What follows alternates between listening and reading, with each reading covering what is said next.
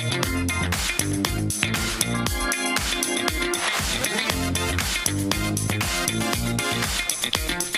and welcome to Popcorn. It's your stop for all things pop here on Radyo Katipunan, and of course we're also on Spotify and iTunes and all places you can listen to podcasts such as Stitcher. This week we have a Glee 10th year anniversary retrospective.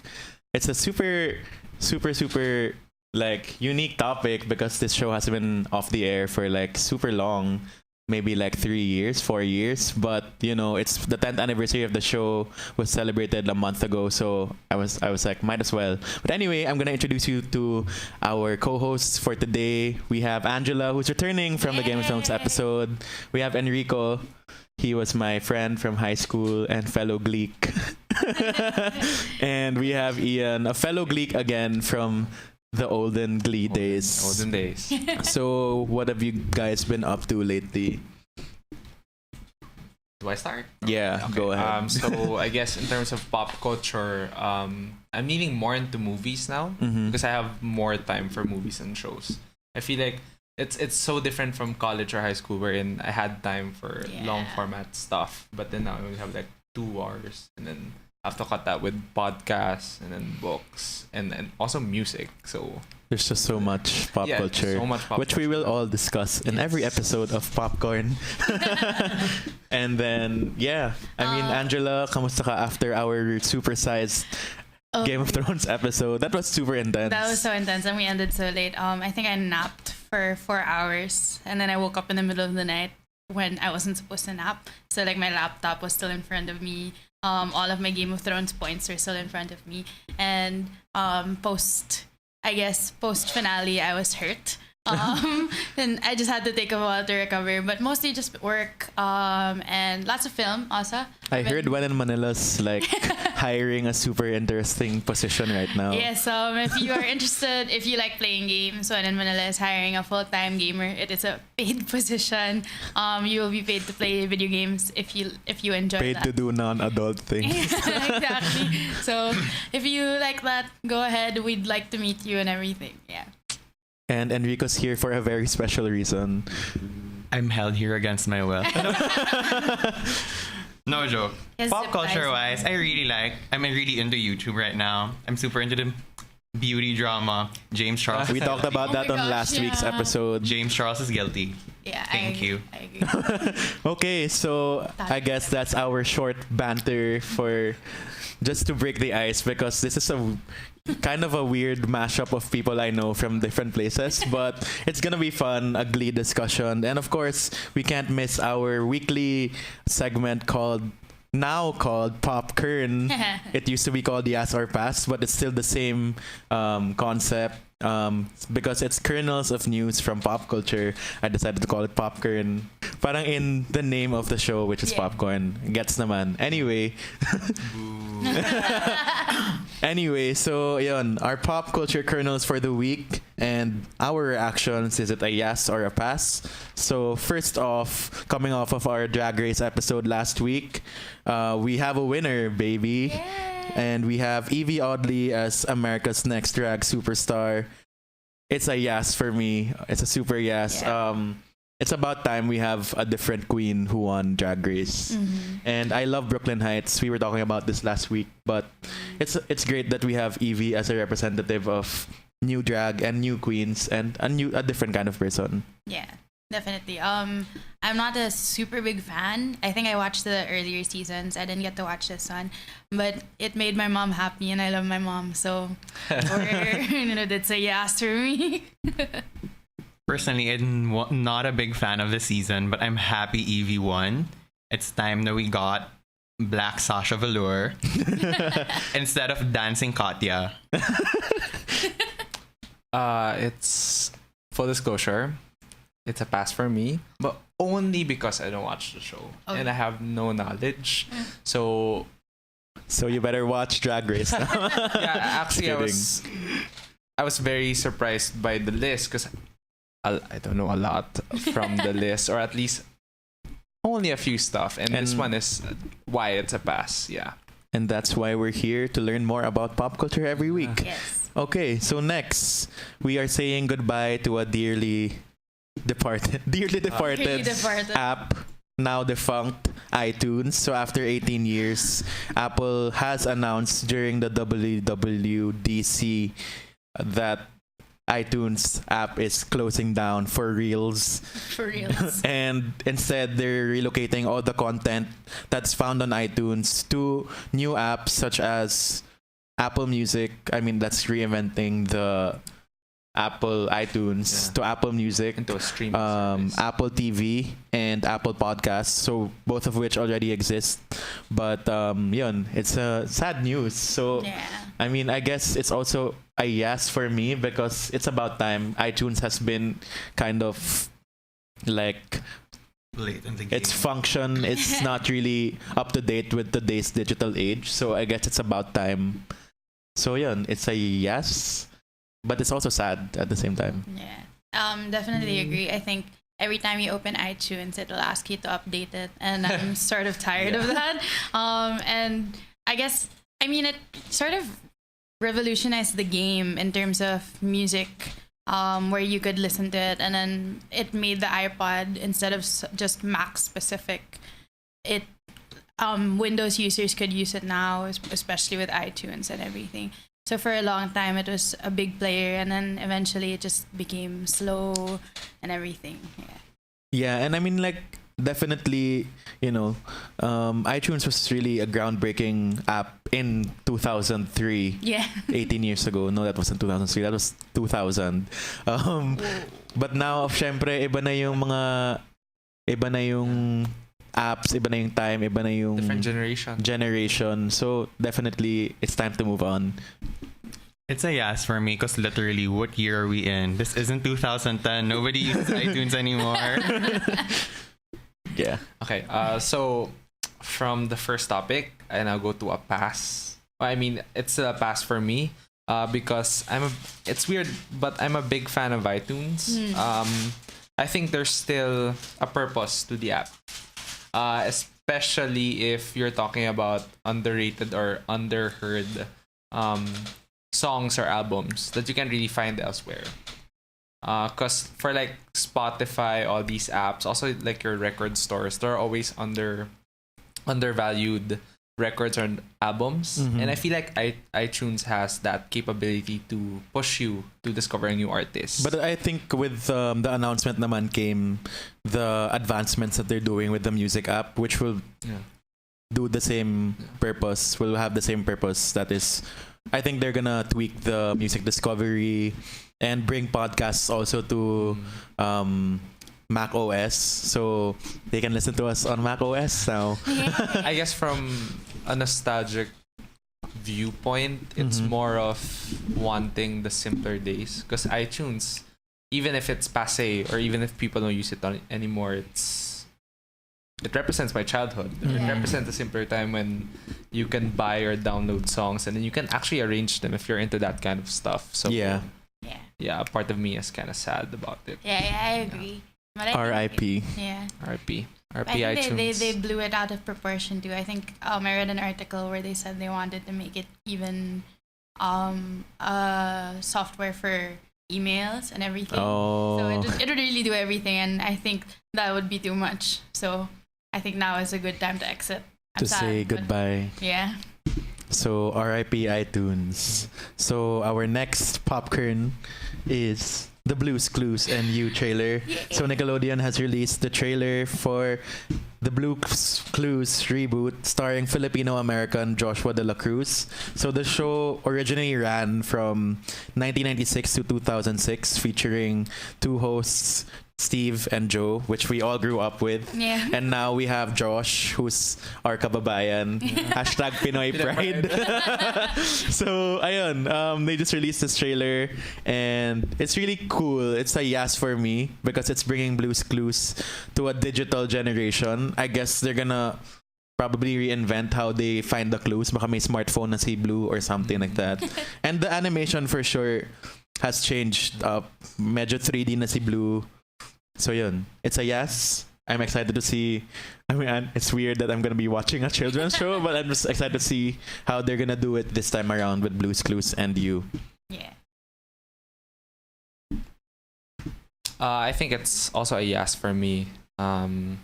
Mainly because I grew up watching Blue's Clues, and I don't know if it's being political or something, but Steve and Joe were always the default, and to see someone like Joshua represent so many underserved people, not only in America but also globally, and also when you like look at the Gen Z now, or at least the genetic or the makeup of what America looks like. They're very diverse. Gen Zers know that they have a lot of their friends or a lot of their pals are of different races, of different backgrounds. So seeing it reflected on screen, on a cable network like Nickelodeon represents like big strides. And that's important. Yeah, that's especially important. at this political climate that not just the Philippines is experiencing, but also the world. Yeah, so we need things like this. Also, I don't know if it's a minor note, but blue and magenta still look like felt, even if it's 3D. Yeah. So I think that's very true to me. Like it's genuine. Yeah. And that's nice. Let's keep kids confused. Na babae pala si Blue. Tapos I was gonna bring that up. It's gonna be fun to watch it now as an adult, knowing that Blue's not a boy. Like, wow, they're girl space friend. Wait, is magenta a boy or a girl? TBH, guys, that's what we're really gonna find out with a remake. What's Magenta's gender? That's one of the plots. Is she gender neutral? Non-binary na si Magenta. I feel like that's, I mean, just talking about it now, na-realize ko na parang, wow, that broke gender barriers. That Blue is a girl and Magenta is not a girl or unknown. And also, I think Magenta's a guy though. Oh, really? And also like Blue being a girl is a plot twist, like a real plot twister. Yeah. I mean, in the sense, like you said, that it's a barrier, like it broke barriers, but it's also very interesting that they pulled that. I don't know if it's organic or if it was really planned from the beginning, but Mind blown. yeah, the exact thought. Yeah. I remember as a kid when we found out that Blue was a girl, my brothers and I were like, what? What? It's When you think Piglet is a girl also, right? Yeah. But like Piglet has that voice, so I guess. So yeah, it's a yes for me. Like I think Josh is very entertaining. He looks very nice and like child friendly, which is important. So I hope he doesn't grow up to like do another rock band like Steve. So like I hope he stays on and everything. It seems interesting. I like how they modernized it a bit, but still kind of kept to the core, especially with Shovel and Pail and Mr. Our favorite interracial couple who adopted a brown baby, Salt and Pepper.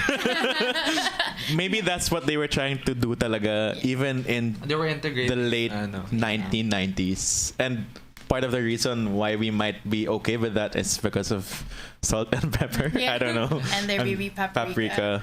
So that's interesting. Blue's Clues is coming out in November this year, so watch out for that. Pan Asian representation. We stand hashtag Pinoy Pride. So next is a very controversial pop kern. So J.K. Rowling is set to release 4 new Harry Potter ebooks. So inspired by Harry Potter, A History of Magic, these will be 4 short stories with themes revolving around Hogwarts subjects. So namely, a journey through charms and defense against the dark arts, potions and herbology, divination and astronomy, and care of magical creatures. So I'm just gonna read the spiel real quick. So it says, these books will be a chance to absorb the colorful characters and curious incidents of the real history of magic in a more compact form. Perfect for the train or whatever muggle transport you prefer.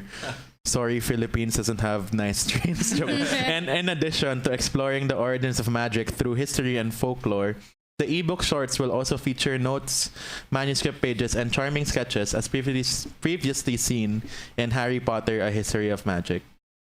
So the first 2 books will be released on June 27, with the other 2 to follow. So for me, it's a sax. I mean, I don't mind, but it really seems like J.K. Rowling is just like milking Harry Potter to its last drop of milk. It's like beating a dead horse. I think at this point, like I remember when she finished the 7th book, she said she was done. And then she wasn't done. So it's at this point, I'm kind of tired. I'd still read them, I think, because I'm still curious. But with how Fantastic Beasts came out and didn't do so well and presented so many plot holes, not only in terms of the story, but also in terms of the internal logic of the magic and of their magical governments and everything. I don't think it'll be as successful as, of course, the first 7 books. But it's just like an ebook naman. Like, Yeah. like appendix lang ganun. Yeah, so it sucks lang for me also. Yeah. It's a pass for me. I'm all for expanding the world Yeah. that you created. I mean, they did it with Lord of the Rings, with the Silmarillion. Yeah. And then they did it in the movie version of The Hobbit. But then, as Victoria Beckham with the Spice Girls, know when it's done. We're done, J.K. Rowling. We're done. Stop. Thank you. We appreciate the childhood, but no more. I think it's a pass for me, mostly because I always picture JK as that person who say, wait, I'm not yet done. Yeah. Or like, also, my mind is now filled with all the memes like JK blank, tweets blank is a blank. Homosexual. It's like you're doing a Mad Libs now. Yeah. That's what it feels like. And even if it's just an ebook, which, how do you do, fellow kids?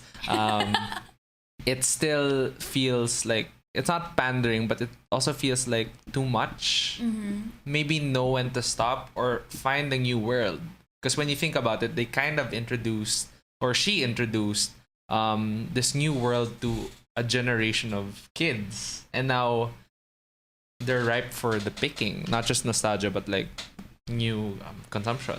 Pero I feel like kasi at this point, J.K. Rowling is just like using what she's most known for, what she can do the best. Kasi she released a book, The Casual Vacancy, in 2009, and that didn't really like take off. So I feel like if her career post Harry Potter took off, then it would have been, I mean, this wouldn't be the world we live in, the wizarding world we live in right now. But not sure if did she write the Fantastic Beasts screenplay? Yeah, she did. Yeah, she did. She has that, so Yeah.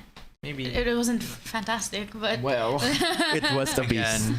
Stop. Okay, so that's our signal to go to our next next popcorn, which is Miley Cyrus and her latest release, the 6th track She Is Coming EP. So this is the first of 3 new EPs coming out this year. They will be called She Is Here and She Is Everything. And then I think the album will be called She Is Miley Cyrus. So it's all like a mini universe of EPs turning into an album, which is so the featured tracks in this album include Mother's Daughter, Catitude featuring RuPaul, and Party Up the Street featuring Mike Will Made It and Sway Lee. So for me, it's a sax. I listened to this album last Friday, this EP. Medyo magulo siya for me. I mean, it kind of reminded me of Bangers, which I super loved. That album was really good. You guys should listen to it. Is it But Stream Bangers and you can stream it wherever you right now on streaming platforms. But this felt kind of disjointed. I mean, Miley's continuously trying to rediscover her music, but this seems like parang hindi pa masyadong buo. Pero we might not know what this next 2 EPs and the full album will have, so we're gonna have to wait for that. Yeah. But I enjoyed. I mean, it was okay listening to them. Yeah, I agree. I thought it was pretty disjointed. I didn't listen to all of it yet. But I always support a bounce back, no matter who it is. So with her on Black Mirror too, I think it's exciting. It's exciting times for her, and I think she's just getting into that creative process where she's excited about her work. Not just acting but also music. So it's a yes for me because Black Mirror just came out last night. I so still have to see it, yeah. Exciting. I have yet to see it. Yes. Happy post holiday to everyone. Enrico.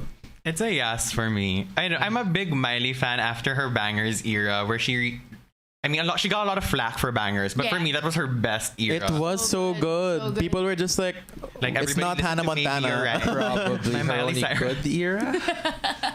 I can agree with that. I hated her before. I didn't hated after, her. yeah. I didn't hate her before Bangers. I just wasn't a big fan. And then during Bangers, when she can actually when I realized she can actually convey real emotions, I was like, okay. And she wasn't I literally wrote a paper on this for English in college. I think I remember that. We were Right. classmates in that class. She was really trying to break away from the good Yeah. girl Disney persona. Even after Can't Be Tamed, that was Yeah, like even- pushing it further. Can't Be Tamed was her like, oh, look at me. I'm an adult now. Yeah. Bangers was like, fuck you, fuck you, Disney. Sorry. Leave me out. We're in a just Versus- building. Versus people like her peers like Selena, who really tried keeping with a goody good girl act, and then Demi, who just used. Oh my god, I'm gonna sound super offensive. Never mind. Versus Demi or Selena, she was the one who made the actual effort to break away from her Disney roots. And really present her personality. Because who that's she her. really is. So it's like, for me, this is a yes. I mean, I get it. She wanted to sample out multiple different genres in one EP. Okay, fine. It's an EP. It doesn't have to be jointed together. We're not expecting her to be like Jesus, Carly Rae Jepsen, Emotion Side B. Amen. We're just like, okay, go Miley. And can I just say, she looks amazing in the album cover. She does. Like, She she's looks never so looked good. better. I'm gonna bring it back up. Oh Bring no, it that's back Katy up. Perry. She looks Bring it so back up. good. Yeah, I mean that's definitely true. That's why we stand Miley. She's just herself, and people just can't take it because they grew up with Hannah Montana or something like that. I was afraid that you were gonna trigger the Demi stands in the Yeah. comments below. Are you a demi stan? Well, actually, That was a thanks for noise. bringing up that point because, as I said earlier, like I've been listening to more and more albums. Like I've been trying to expand, and even though it's just an EP, it didn't really sit well with me. So maybe it's just a sax. Because the first two songs were good, and then Dream and Party Up the Street. Yeah, I wrote it down. They reminded me of the Bangers era. Yeah, that was the very bangers. But I think it's not that I take offense into it, but it just feels wrong when she brought up I love Nicki, but I listen to Cardi. yeah. Because she's always had people have always like asked her why is she jockeying, why is she appropriating something or a culture, possibly black culture, with the twerking scandal from 2013. Yeah. And she tried to break away from the Disney mode. It's interesting that this might seem minor, but the Nicki fiasco from 2015 kind of reminds me of that, or at least from a few years Well, back. parang I haven't seen any negative reactions naman to Yeah. that. I think she said something about Demi and Selena also, right? Yeah, In that I same think she did, verse. but I think that's why it's a sax for me Mhm. because it felt like stirring up drama. But overall, her sound in the first two songs were good. Yeah. We'll have to see when the next The two whole EPs project. come out, and then when we see it as a whole album. So we'll have to wait for that later on in the year. So next, more music news. Katy Perry just came out with her latest song called "Never Really Over," and it's a super yes. At first, I was like, okay, Katy Perry's still trying to be a thing, but now. Whoa. Okay. But now I'm Now like, it's gonna- I'm really enjoying this song. Katy Perry is back from her Kalat days. So I think it's a yes. You guys should listen to this song. By Kalat, do you mean Witness? The Yeah. Witness here? Oh, okay. Can I correct flopness? Oh. I mean, I love a good kalat. I love bangers. I love a good kalat face. keep it But coming. she did it wrong. Yeah, she was just like, okay, I'm gonna cut my hair. I'm gonna go to American That's Idol really or something like Although that. hot take, like I liked a few songs from Witness, so I guess the title track Swish, and swish, swish. not really. That Pendulum was was not good. Pendulum was good, but aside from that, it's kind of forgettable as a Mhm. whole. It was. It She was a trying. hard gay. Yeah, she icon was trying moment. too hard. She was trying too So hard. Never Really Over is it's still growing on me. Like I said, it's not. Yeah, same. It's not an earworm. It's not like there immediately. So I have to let it grow, but it has to. For me, I really love Never Really Over. I mean, it's a good takeoff. It's a good redemption storyline from flopness. And then if you watch the music video, for me, I just want to point out she's using the exact same colors. Well, not exact same, an extremely similar color scheme as Taylor Swift's Me. So I was just like, ooh. I disagree though. Are we back with Katy Copycat Perry? No, but from her other Taylor albums? Swift actually added this song Yeah, I know. to her So, Me playlist on Apple until I Music. realized that, I was like, oh, okay. I was like, oh, okay. So I thought she was initially stirring up drama again, but then I was like, okay, never mind. Taylor's cool with it. But also, can I just say she looks like Drew Barrymore in the music video? It's kind of weird. Is that a bad thing though? Maybe it's the hair. It's the hair. Actually, I haven't seen the music video. So. But yeah, I mean, Yeah, it's a good return to form. I like for the Katy memes Perry. that Good came with bounce it. Which one? Never Really Over? Yeah, they basically just get the whole chorus and remove all the spaces. Listen to the song, you're gonna get it. If you haven't. Next song is Love releases Sad Forever from his upcoming Same. How I'm Feeling EP. And his music video, which was released also last Friday, was shot in his concert in Araneta Coliseum like last week. I was there. Wow. And I wasn't in the music video kasi malayo ako sa part kung saan sila nag-shoot. Pero it's a really nice song, and at the same time, it's a good mental health awareness song. Because if you watch the video, he was explaining everything he was feeling and how the song came to be. Because he wrote the song on the plane going to Manila, and then he was like, oh, let's make a music video because Hollywood people can do that. But it's a really good song also. The lyrics are like, I don't want to be sad forever. I don't want to be sad no more. So it's a yes. Yeah. I actually agree because I read somewhere that he's actually donating the proceeds of the song Yep. to mental health like causes or efforts to help educate and really for mental health awareness. Yeah, for mental health awareness.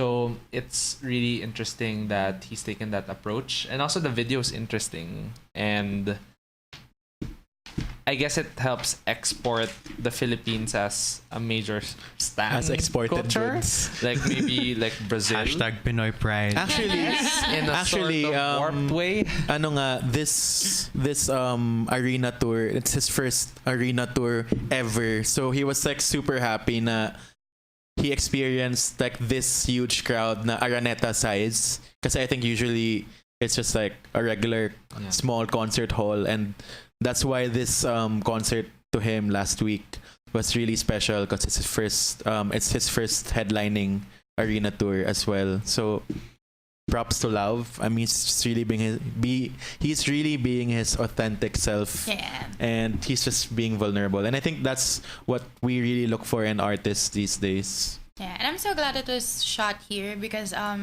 this sort of climate has a troublesome time accepting mental illness, I think. The Philippines in general. So for people to see like, oh, that's Araneta Coliseum. The song is about, I don't want to be sad forever. Mm-hmm. It's a great sort of way to underscore that message we're trying to push, that mental health is super important, that we need to be more aware of it and everything. So here especially, and I'm really glad about that. So it's a yes for me. Yeah. And upcoming from Love, we're gonna have a Lainey collaboration. Yeah. Oh my god. We were talking about it a while ago. I was like, Love, Lainey, Troye Sivan's new sound, they all sound the same. And so like when I listen to it on the radio, I'm always like, is this Love or Lainey? Who is this again? I was like, Then so I'm so tired. I was like, is this Troy or is this Love? Exactly. Can I add, maybe they have different sounds, but I also confuse them with Hon. Oh, Hon is kind of different though. Kinda. Maybe that's like Yeah. the beginner in me. It's probably, but you're It's right. okay. Similar, but not Kind the of, same. yeah. Yeah. I agree. Okay, so last is our only Pinoy pop culture related popcorn of the week kasi wala masyadong nangyari this week. Yeah. Aside from the fact that James Reid backed out of Pedro Penduko, but that's not like super big news, like the Darna thing. But Rocket Sheep released the animated teaser for Shasha Saturna, which is by, what's his name?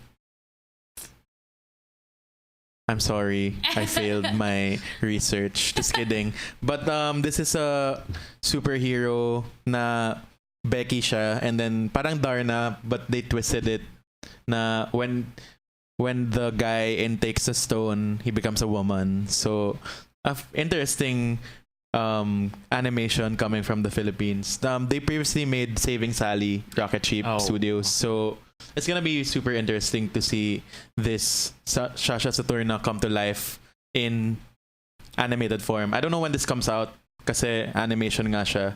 So it's interesting. It's a yes for me. Yeah, it's exciting because a lot of animation here is under celebrated. So for this to come out at all is sort of a big step for not just animators here, but in general the scene. But I remember, I think we released an article about it also, and there were so many people in the comments, of course, hating on it because they were like, "Oh, ang dami niyang extra rice. Why is she so big?" Blah blah blah. And it was just really frustrating. It's like, why can't you just be happy about this? Why can't you recognize that there are so many different bodies out there, body types and everything? So even in that regard, I'm very excited about it, that it celebrates like a bigger sort of body type. And the LGBT community. And the LGBT, yeah. Definitely. And it is Pride Month. Yes. So perfect. Yeah. Perfect. We have something like this. So it's a yes. And segue, si Carlo Vergara pala. I follow him on Facebook, but I forgot his name real quick. But siya yung creator. He also made Kung Paano Ako Naging Leading Lady. And that's gonna be turned into a movie too. So it's nice that his works are having adaptations in mainstream media. It's a sax for me because literally this is the first time I'm seeing the trailer, and I was like, "Oh, that's cute," but it's a sax because, in the words of Mariah Carey, I don't know her. I think for me it's also a sax, but also borderline yes, because you're also seeing the industry or like the local industry embracing the art form, not just for Shasha Saturna, but also there's this new Eric Mati project. I think they're launching next year. Using yo-yo or other traditional. Oh, I think I've read about games. So it's like mixed. So you have the animated form, and then you also have live action. So it's nice that if they feel like they don't have the power or maybe the permission from like big wigs or like head honchos, they can do it by themselves, and they actually have the freedom to express that. So that's nice. I think it's a good advancement for like young artists who want to really make it big.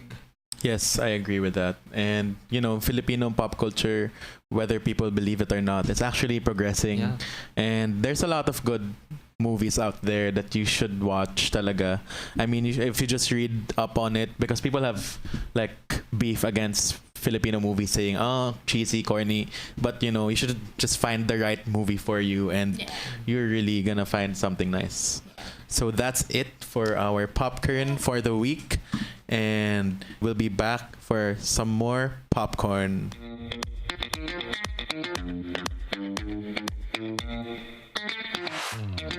And it is our GLEEK OUT Glee 10th anniversary retrospective. So that's why we're all here. Sobrang obscure na ng Glee at this point in time. It ended in 2015 ba? It ended 4 years ago, apparently. But Glee is just one of the shows I just really loved. It was my foray into adult TV shows, if you can call it an adult TV show, from my Disney days. So that's why, it's a special show to my heart, and I love musicals. So, I guess let's just talk about the show in general for people who need to be caught up as to what Glee was. So, Glee was a big phenomenon back in 2009. It premiered on May 19, 2009, kaya 10 years na nakalipas. It was created by Ryan Murphy, Brad Falchuk, and Ian Brennan. And that season officially began on September 9, 2009. Ngayon ko lang na-realize na 999 yun. Oh. Anyway, so Ryan Murphy's mind, huh? Yeah, Fox. Wow. So that starred Jane Lynch, Matthew Morrison, Leah Michele, Cory Monteith, Chris Colfer, Darren Criss, Diana Agron, Jenna Ushkowitz, Amber Riley, Kevin McHale, and a plethora of people, because there are just so many cast members on this show. And from then on, it became a super big pop culture phenomenon. It had 6 seasons, 121 episodes, 16 albums, 754 songs featured on the show, and 406 of those were singles. And then, parang on June 2010, the cast were second behind the Beatles for most chart appearances on Billboard. Wow. Parang wow. And then they also had a concert tour, a 3D movie, and a spin-off show called The Glee Project. So that was Glee. That was a lot. It happened. And it ended nga in 2015. So that was a thing back then. It was a really big thing in the first 2 seasons. So how was your relationship with Glee to begin with? Since I started na saying na, you know, it was the first truly adult thing because I was watching Disney Channel shows at that age. Yeah, no, definitely agree because it was such a big bridge towards that sort of genre of high school drama and everything. And I think a lot of us were actually in high school or starting high school. We were first year, me and Enrico. I was also a child back then. And, you know, it gives you that sort of glimpse into westernized high school with music, which I enjoy. I enjoy music. It's love like musicals. a real non-sanitized high school musical. If you think about it. To quote Cholo, when we were in high school, Cholo actually oh my gosh, said what are you gonna say then? Glee is High School Musical with cursing. Okay, that makes sense. Sounds pure and wholesome when you think about it. Yeah, that's so cute. Yeah, but We were I guess freshman year in high school, so it had to be pure and wholesome. at that time, syempre, we were just beginning our adolescent lives, and this was kind of new. All the sexual themes. I mean, I guess for young people who didn't watch like Game of Thrones at that time. Yeah, there were a lot of mature themes, and I actually agree with you. It's also a start for me because it was the transition between Disney Channel shows, Nickelodeon. I also had The Simpsons, but it's actually Glee and 30 Rock that made me like adult shows because I think I was too young for Lost, Desperate Housewives, Battlestar Galactica, all of those. Game of Thrones. It came out the same. It came out the same season as Glee did. Yeah. And I tried watching Game of Thrones As a child. and I was like, "What is this? I'm just gonna go watch Glee." Yeah, and I think we're lucky in a sense because Glee came at a point when, you know, you had Gossip Girl. I'm not sure if Vampire Diaries came before. Yeah. It was a year after or the same season. Yeah, there was something so glossy about those high school dramas. And with Glee, there was something very pared down. It was its own thing. It's real. It's weird. It's real. It's Glee. They had no filters. I mean, at least for broadcasts or for shows of that kind. So it was, I guess that's why it became such a big thing because it felt like representation for so many people. But before it like reached that point, it became like, oh, this is new. Like this is definitely new. I haven't seen this. Yeah, to add to it being new, its contemporaries when it began were all like CW trash shows. I mean, I love them. The CW trash shows. So everybody loves a good underdog story. When Glee started, they were all about we're the underdog. We're doing great. We're Everybody losers. Loves us. Everybody hates us. Sorry, everybody hates us, but we love very blatant. ourselves. Yeah. We find strength in ourselves and each other. We're special.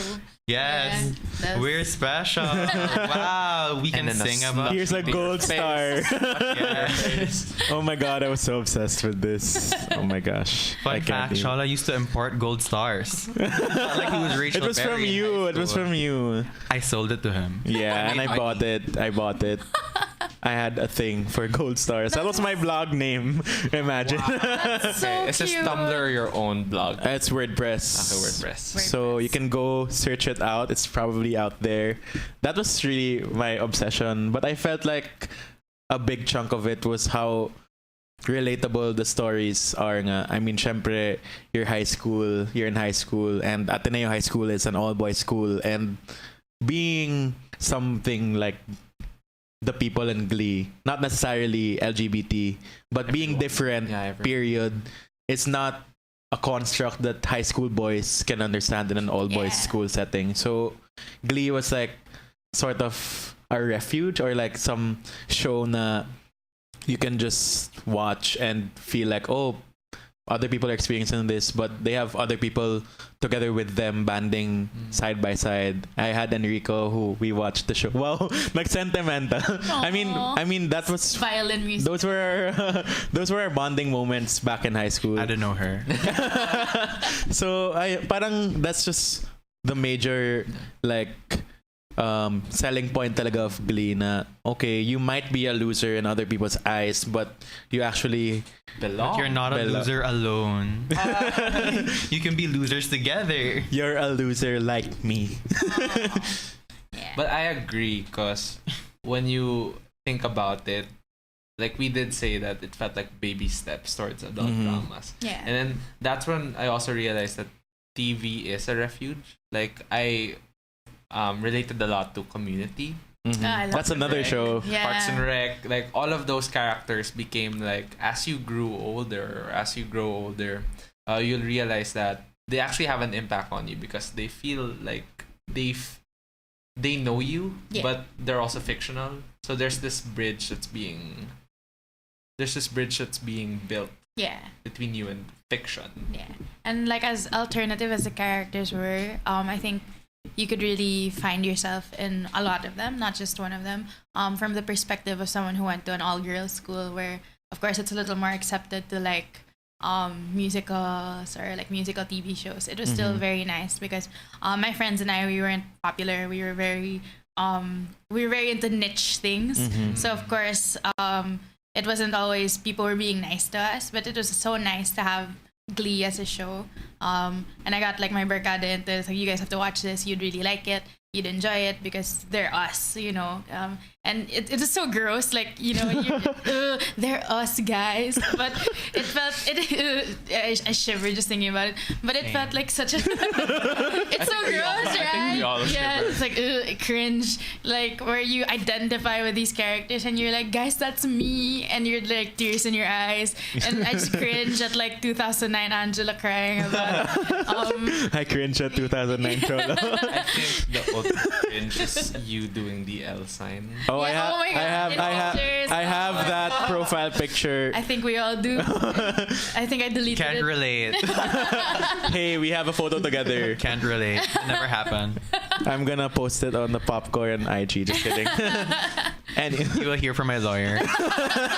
so anyway, yeah, I mean that's so true talaga na these were our TV friends. Oh wow. And we're bonding with our real life friends over these people, and it's just a great community. Parang 10 years ago, geek culture isn't as big as it was now, and you know, to have this pop culture, what do you call this? Like, it's just a sludge of every pop culture thing you can put into one show. That was Glee. You're right. Because, as you said, Game of Thrones was just starting. Yeah. The Walking Dead wasn't at its peak yet. Yeah. Big Bang Theory was like, What do you mean? The Walking Dead's peak was its beginning. I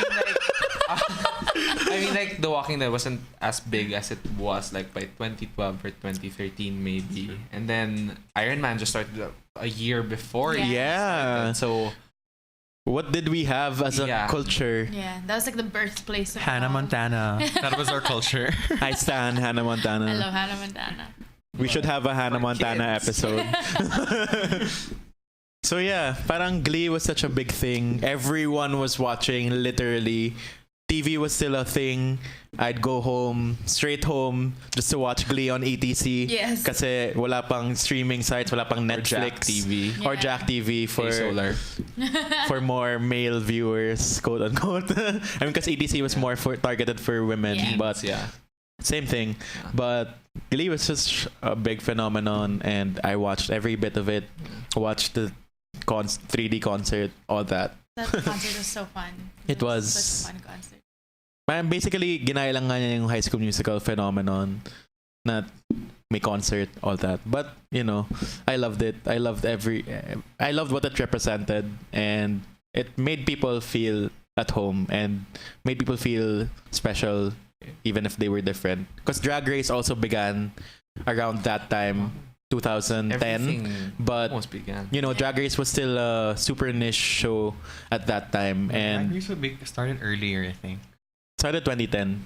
Oh, okay. Yeah, so at that time, Glee was what people had, Yeah. and it bombed. I mean, it didn't really truly bomb. Yeah. Until the last few seasons. Its prime was, I guess, the first 3 seasons. That was really, yeah. Or first 2 seasons. Arguably first season. But First 13 episodes, I think. yeah, kasi the naman was that the good thing about it was that in the beginning kasi the songs were just tied to the stories, and eventually they just ate up the story. Yeah. Parang this music ate the narrative over the narrative dictating what the music was. Yeah. By the end of it, with all the tributes and all the popular songs that were on air in the moment. Yeah. That was what Glee was featuring by the end of it. But they had gems of episodes. But what do you guys think was the downfall? When did Glee jump the shark? That's hard. I mean, everyone, I guess.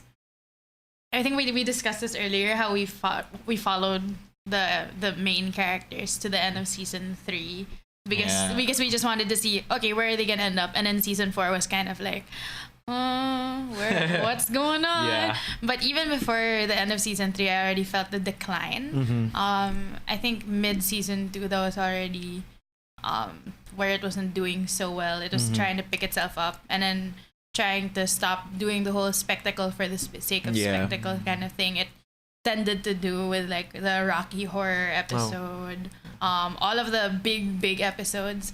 It felt a lot like Community. Sorry, just because we brought it up earlier, where instead of small fun episodes where they were all just talking, it would just become big ones. Like, we'd have another paintball episode, etc. Yeah. So, right. Right? Abangan Community episode soon. Yeah. So I guess it was definitely around there when they started thinking of how do we finish the budget rather than how do we tell a story. I'm just Hot saying. take, but it's true. Yeah. Yeah. I actually think that's correct.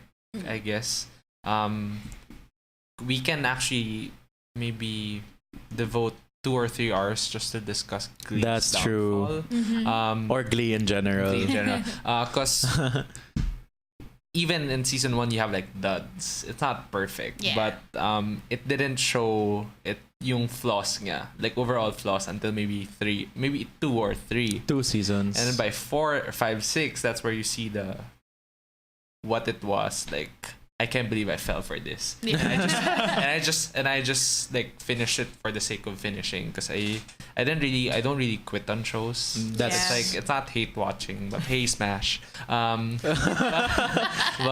yeah, you get that sense.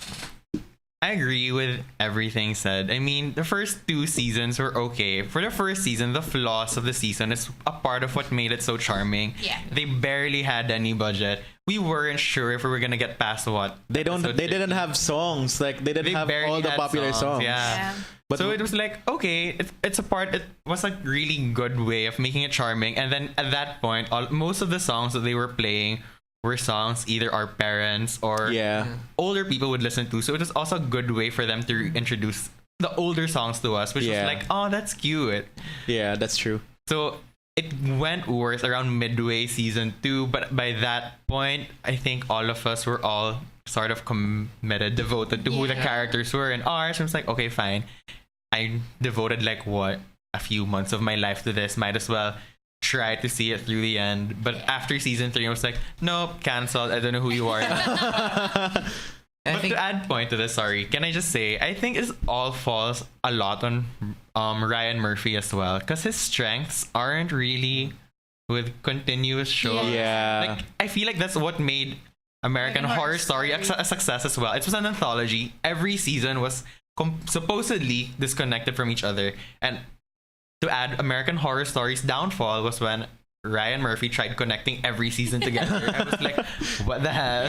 Can we say he's no Kevin Feige? Yeah. Oh God, that's another discussion. But yeah, I agree. It's also Ryan Murphy's Strengths and weaknesses. doing. I mean, that's what they tried to do with season 4, which was trying to soft reboot Glee, but keep the other characters. New York but and everything. I guess the reboot, kasi what happened was in season 4 na these are kind of like 2.0s of your 1.0s. It's not completely new.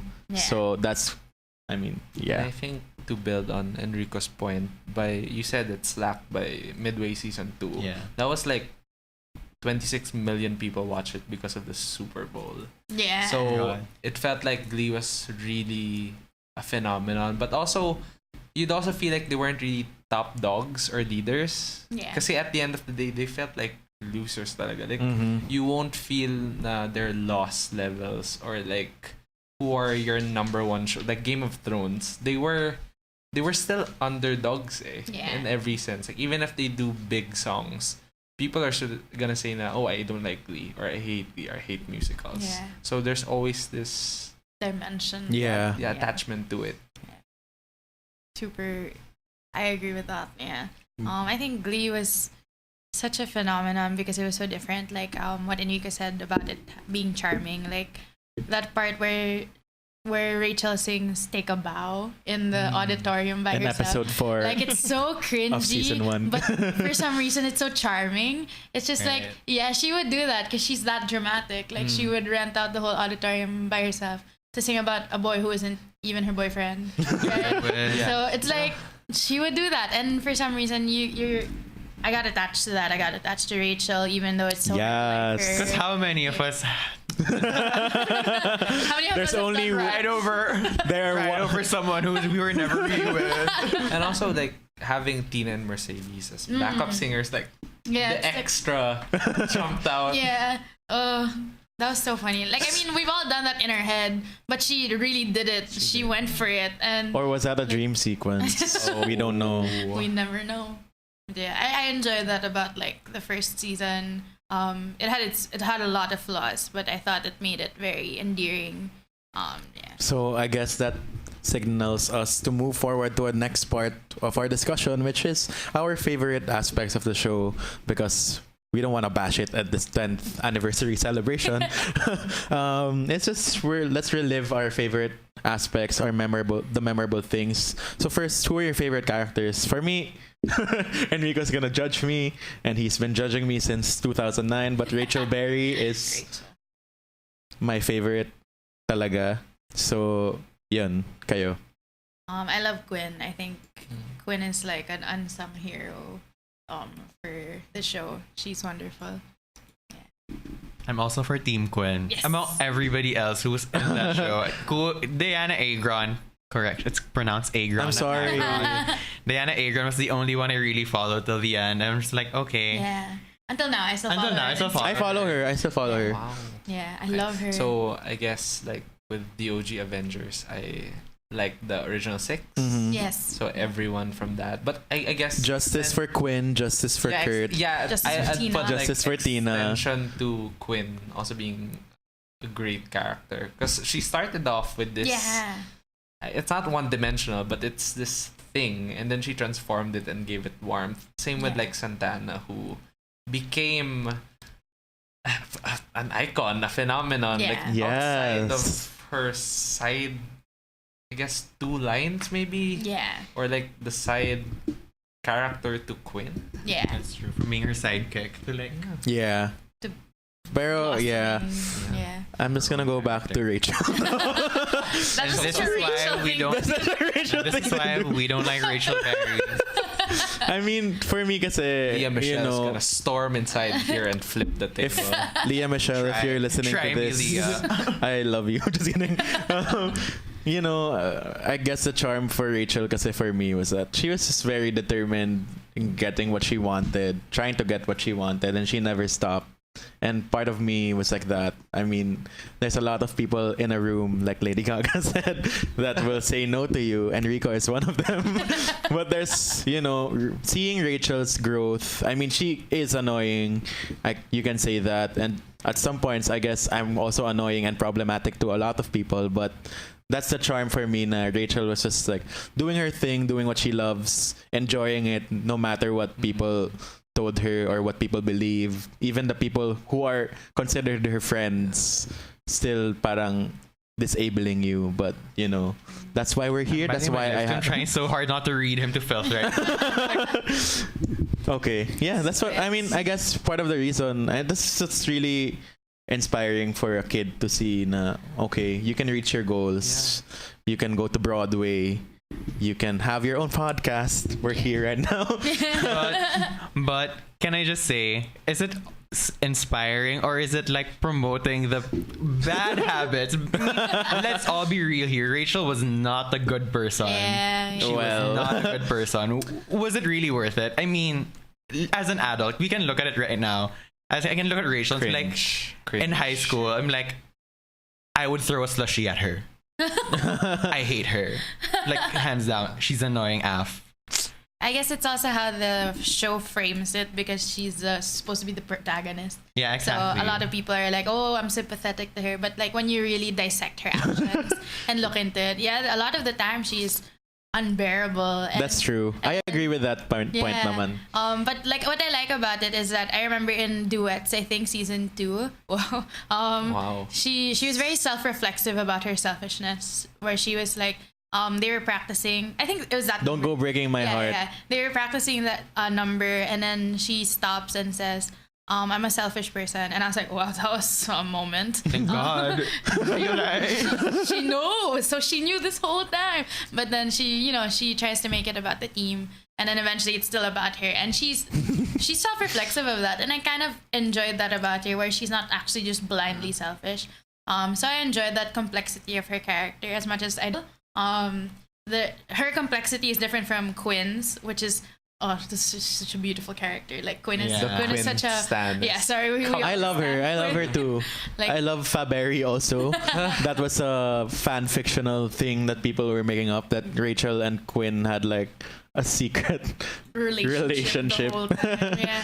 But even in terms of Rachel and Quinn, how they interacted, I remember one of the opening shots is Quinn typing on Rachel's MySpace page. Yeah.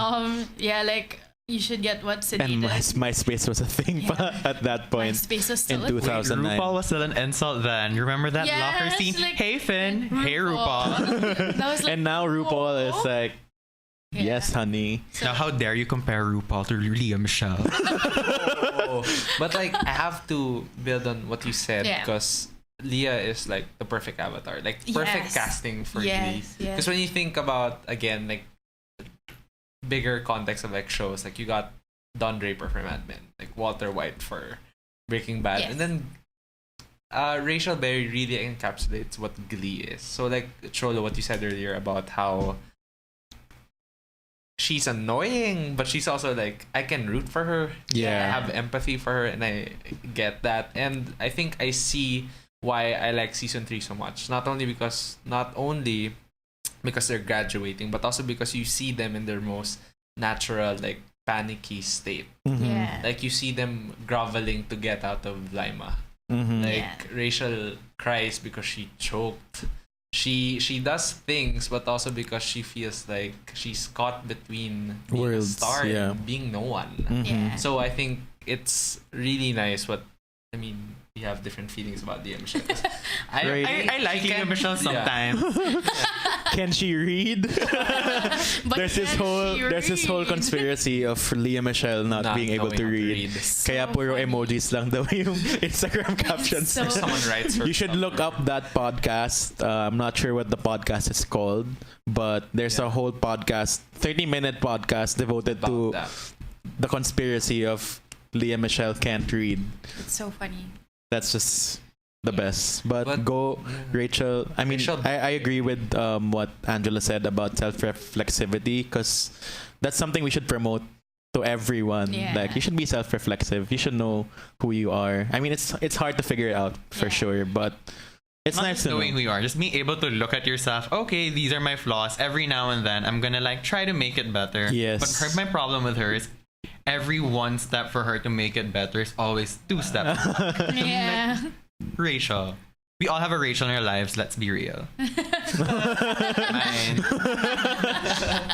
I am self-reflexive enough to admit that I am Rachel Bear. You are Rachel Berry. But I like her development over the seasons because I remember with her Run Joey Run. Where Iconic. The best song. That was beautiful. Acting and everything, right? That was so good. I'm still waiting for her Emmy for that.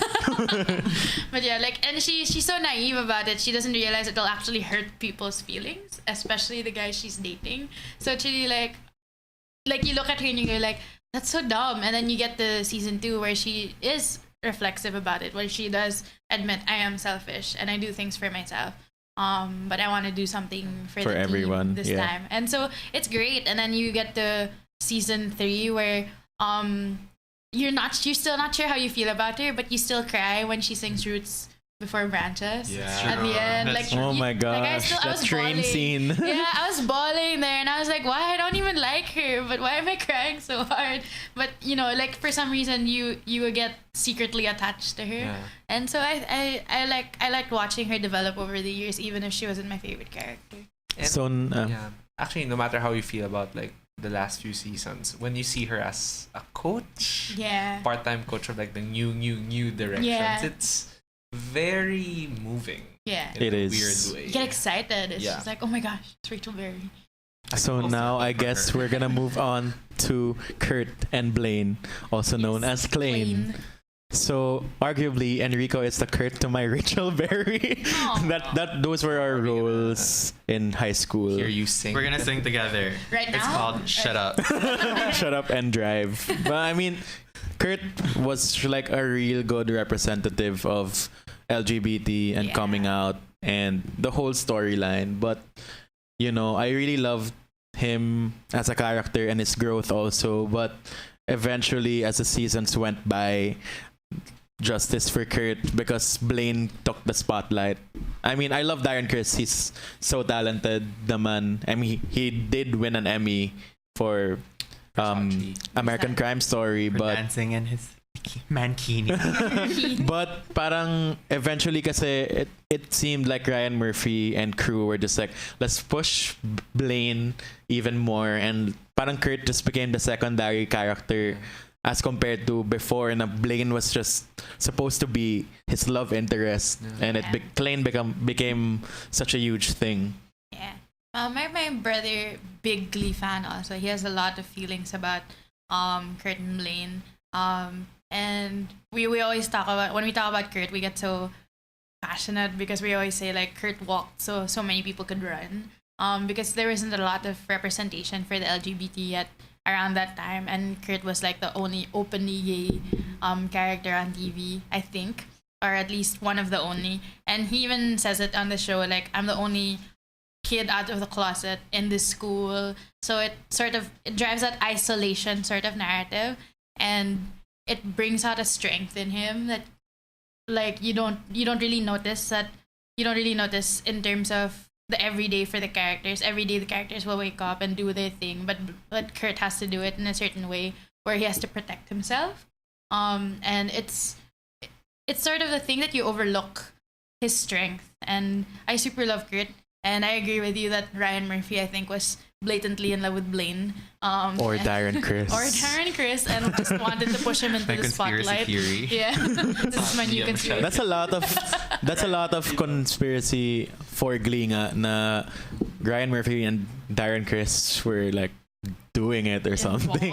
I followed Oh No They Didn't Glee, ONTD Glee, and a lot of the comments were just like, oh, stop it, Ryan Murphy, you're just like putting all the blame out there. And yun nga, parang sayang lang yung si Kurt na as a character. Yeah. I really loved Kurt. Like, from the beginning to the end, Kurt was this damaged kid putting on a strong facade from the beginning. And eventually, at one point throughout the series, he cracked, he moved schools. Okay. Yeah. Super understandable, his storyline. But for me, we really needed justice for Kurt. I mean, like, yeah. I guess at that point, Kurt was this openly gay, openly femme dude being represented in TV. And then at the end of the day, he kind of gets thrown as he gets a Tina treatment. Yes. Like, thrown in the back for what? a straight passing Blaine. Just like straight passing, arguably. So it was like, I wasn't a big Blaine fan as well either. He's like Rachel with a man part. So Exactly. like, That's true. but And- then as much as I'm not that big a fan of Blaine, I have to admit, Blaine did sort of have an impact. He sort of made crooning okay again. Mm-hmm. For people out there, crooning is sort of like when you sing girl songs, and people would replace the pronouns. Yeah. But then Blaine really didn't, so I was like, okay, it made it And cute. Teenage Dream was such a big hit for Glee. Yeah, that was such a... The Blaine cover of it, the Warblers cover. Yeah. And that became a whole phenomenon on its own. The Warblers, they had their own album. And, you know, I did like Blaine in the first season. I mean, the first season he appeared in. Even in the beginning of season 3 when he transferred to McKinley High. But yun nga, eventually parang... Why? But Let's why? be honest. Why are you transferring schools for a boy? Get your priorities together. I feel like my only takeaway from Kurt is that he probably deserved an Emmy. He was nominated for 2. I just checked. Yeah. He was really good in grilled cheeses. Yeah. That episode with Finn. That was so good. What if And God was... And also when he just You're not Rachel Berry. and also when the camera just focuses on him and then you see him trying not to break, as what Yeah. you said, and he's just trying to hold it in, but you see everything's cracking. That's one of the best contributions of Chris to the show, and yeah, he should have probably won something like other than a Golden Globe. And he's a pretty good writer too. Yeah. Can I Yeah. just say, I did read his children's books called The Land of Stories. It's really, I mean, it's super pambata talaga, but they had really it's pretty and good. Struck by Lightning, Yes. which was also turned into a movie starring Chris Colfer. So read those books if you like reading books and you like Glee. And sobrang pinili ko talaga yung Land of Stories, I yung did book ni din, Leah yeah. Michelle, Oh wow. yung book Okay. ni Jenna Ushkowitz. I thought the line of like non-fiction I'm pretty of sure these. she didn't Yeah. write that. she couldn't read. How can she write? Any other characters that you'd like to discuss? I mean, Unholy Trinity was Quinn. a big thing also. Yeah. The Unholy Trinity came into their own from being the evil popular cheerleaders. Parang yun yung trope nila in the beginning, but they soon realized that they were losers into their own. Parang they had their own flaws. Like Santana became the lesbian of the show. Quinn became pregnant, and Yeah. Brittany Became a was genius. Brittany went to MIT. President of the student body. Yeah. That was wild. To quote the famous viral YouTube sensation, I forgot what the title was. Hot girls have problems too. But yeah, Brittany was really hilarious from one-liners She's so turning funny. into her own character. And Heather Morris from a dancer lang. Yeah. She started Comedian. singing, Yeah. Yeah. became a comedian. She's so funny. Like I remember I think season 2 sectionals where she loses Artie's comb, the magic comb, Yeah. and then she looks down and she's just one-liners everything. It's like what's this? He accuses her of adultery, and then she's like, I don't know how you found out. I'm so sad. And it's like And what is adultery yeah. to Brittany again? Yeah. And then he's like, I can't believe you cheated on me. It's like, when did I cheat on you? When you admitted to adultery, I thought that meant like being stupid, like adult. And I was just like, it takes a certain kind of writer to write this stuff, right? And it's And like Truth. The impact is real. so So Cholo. There's something about sharks and Brittany, right? I forget the line dolphins are exactly. just Gay gay sharks. sharks. Dolphins are just Lord gay Tubbington. sharks. Oh my gosh. Yeah. Fondue for two. Fondue for two. Rachel, stop. Rachel, stop. I loved Fondue for two whenever it came out. That was iconic. I was excited. It Let's was talk about the unsung hero, Lord Tubbington, who was caught in a Ponzi scheme. Sobrang lala lang na ang daming directions na pinuntahan ng show. Like, not just all for the best. sake of like Not all random of the TV. directions were new either. Yeah. Yeah, but you know, Yeah. we loved it for being so different that it just went all over the place. Yeah, I love loved how Quinn was especially different as because you have a stereotype of head cheerleader, but then she was also the head the president of the celibacy club, which is a turn that not most shows show, because it's usually like the head cheerleader is the most promiscuous one or something like that. So it's interesting. And then her character development also, she's motivated a lot by fear rather than success. Like she's scared of, for example, her pregnancy, and then later She's on scared of peaking in high school. yeah, she's scared of peaking in high school. Then she's scared of being in a relationship with Sam. Like she even says, I know this feeling. It's like I need you and I don't need you. And like you can tell, a lot of her motivation is fear, and that's sort of heartbreak. It's kind of tragic to see in a character who wants to be on top all the time. And so it's a great foil to Rachel, who always wants to be on top, and she says it's lonely at the top. Whereas Quinn wants to be on top and surrounds herself with people she might not even like. But just to be able to say that she is there, it is tragic. Like I love Quinn. She's such a complex character, and all those layers to her, and her core motivation being how scared she is. Like I think that vulnerability is very relatable for young kids when we were younger. Like a lot of us saw a lot of ourselves in Quinn also. Yeah. And I think it makes for a great dynamic talaga with Rachel. Kaya there's such opposites, but sometimes they have to be friends. Sometimes they embrace each other. I mean, that I feel pretty and unpretty mashup was so good. Yeah. Actually, when they were on screen together, they had not just chemistry, but they were, as you said, their characters had a dynamic, or they had a magnetic presence towards each other that when you look at them from a certain perspective, they make sense. And my high school self thought that one of them would sabotage one another. Because there was portion of the show where you don't know if Quinn is a traitor to the team or not. So like when they're at nationals, like is she gonna do something stupid? But it turns out it was Rachel. Her big plans. Her hair. Wow.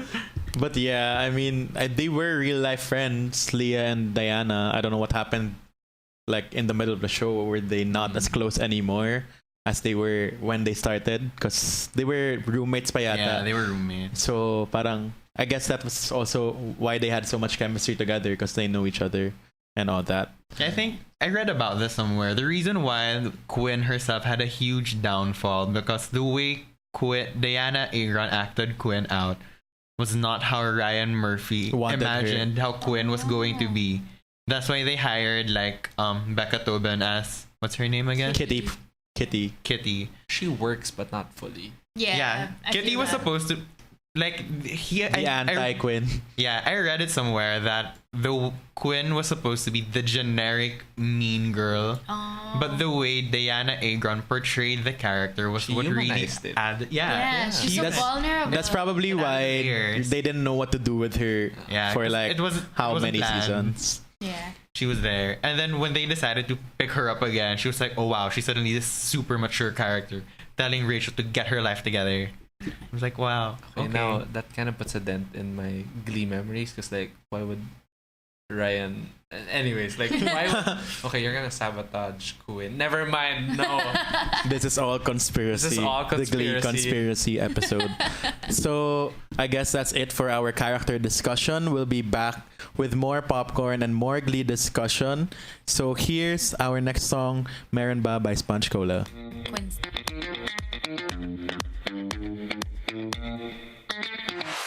Anniversary retrospective. Previously, we were talking about our favorite characters or not so favorite characters, and now we're just gonna continue our discussion with our favorite episodes, or talk more about the episodes. So, while we were on the break, we were talking about the new directions that was a thing in season 6. So in season 4, they had a soft reboot, but again, copycat. They were like rehashed versions of the old characters. Divisoria bot version.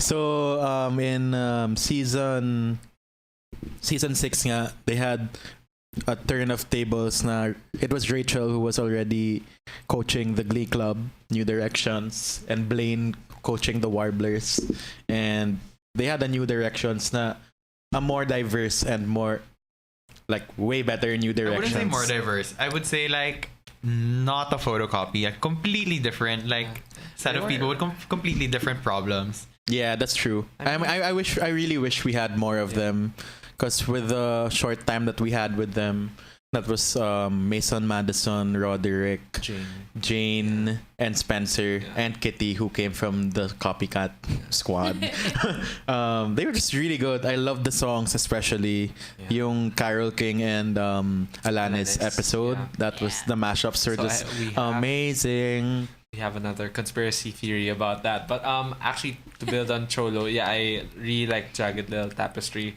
I also like when they did songs like Promises, Promises, Yeah. What the World Needs Now. It felt like Glee going back to its roots without really... Too late though. yeah, too late but in the game. overtly saying that, oh, we're back. Because by then, you'd have 1 million viewers. Yeah. Mm-hmm. Tops. Season and 6 was like I think the showrunners were holding their breath. The last straw. Yeah, they were really like, okay, let's see if audiences really like these new kids, maybe we'll get a new shot. And it was really like, no, they were really gonna kill it, which was sad because it was such an abrupt ending to these new kids, and then you have them juxtaposing it with the future of the old new directions, like what happened to them. So it felt very disjointed, like they were really hoping for another season or another shot, but it didn't happen. So I disagree with that. I think the last season was more of them like, okay, let's just tie this up as neatly as we can with a bow. We know how bad it's going. Might as well just end it.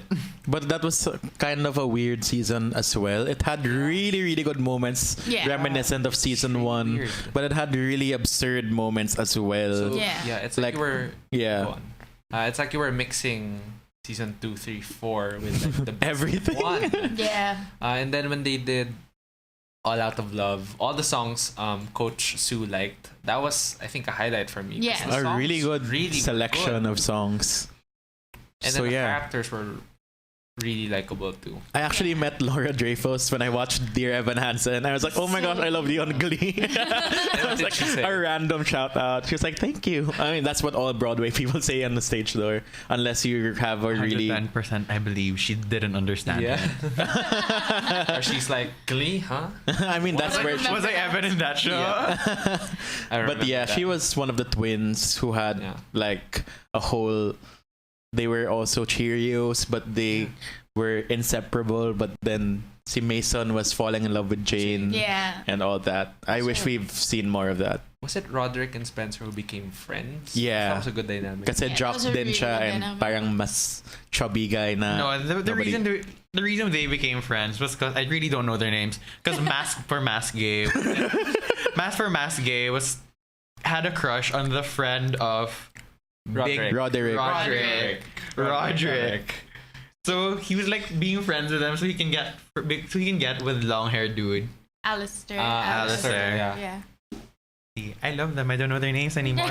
But he still watched, guys. Sort of. And So then- yeah. Yeah, I think when they did sectionals music, Take it was Take Me to Church and Chandelier. and then they finished it off. And they had that Sailing Away. kid, I forget his name. The really small Mini kid. Kurt. Oh yeah, the small kid with a wig, like running around in the audience. Yeah. That was He was okay. actually He part of stands New for it. Directions. Yeah. I forget what his name was at this point. Somebody will probably Google it while we're talking about it. But I guess let's continue talking about episodes of Glee that we loved. I Yeah. mean, Glee had a ton of tribute episodes, and a lot of those were dedicated to pop stars. I mean, the very first pop star tribute they had was Madonna, called The Power of Madonna. That And was fun. that was a great season 1 episode. I mean, I wasn't super familiar with Madonna songs outside of the popular Like a Virgin and Material Girl, and seeing more of her discography through that episode was really nice. And the storylines actually tied into the story with the songs, so I don't have any beef with that, and that's really good. Yeah, I actually liked Sue's strand in that entire episode where she had her rare moments of insecurity, and then it was really nice seeing Kurt and Mercedes be able to help her out in that aspect by having her star in her own Vogue sort of music video. So I really enjoyed that about the show, and then I really liked Like a Prayer at the end. That was so good. But again, why would Jonathan Groff or Jesse St. James just randomly go to New Directions? Yeah. I mean, he was a spy Yeah. at the end of it, but that was like, okay, you can just switch schools that easily. Yeah. That was amazing. I love the Open Your Heart and Borderline mashup as well. I feel like this is where Glee was still at its strongest. Because for me, I don't really remember the storyline. So thinking about everything bad I've said about Glee before, I'm just like, is this another episode where they were focusing on more of the music instead of the narrative? Or did they manage to actually fit the songs to the narrative? But then again, this is again where Glee's strength really lied. They were still underdogs then. Yeah. So the show still had its full-on charm. So no matter how good or bad the episode actually was, The it was so music, memorable to all of us. yeah, and the music itself kasi. And I like that part in the the whole storyline with the boys in that episode was Yeah, like that was sweet.